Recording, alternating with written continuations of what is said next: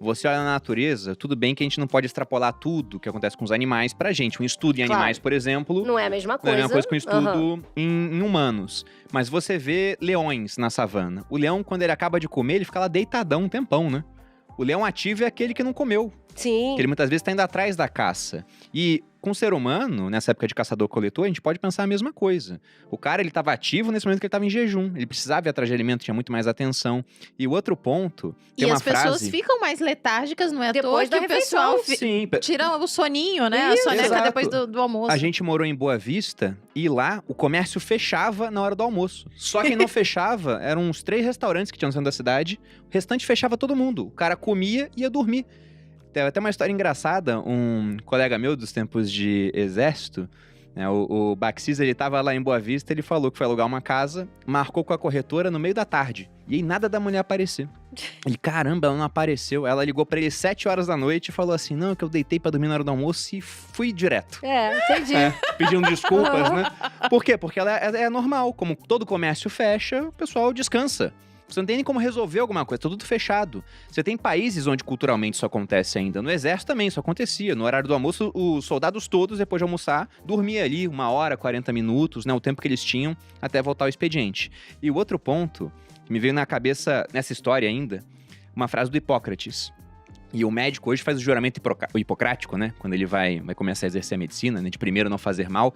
E o Hipócrates, entre várias frases muito interessantes, tinha uma que dizia que a gente perde a saúde conforme se afasta da natureza. E a outra dele é faça do alimento Faça do seu alimento o seu remédio, sim. Muito boa essa também. Mas esse episódio de se afastar da natureza, o homem em estado natural vivia em estado de escassez. Então não tinha comida o tempo todo. E aí tem uma história romana muito interessante.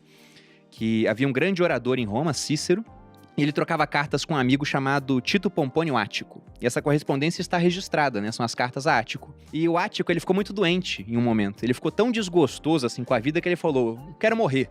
Vou fazer jejum, né? Vou deixar de me alimentar para morrer de inanição. E ele fez jejum e se curou fazendo jejum.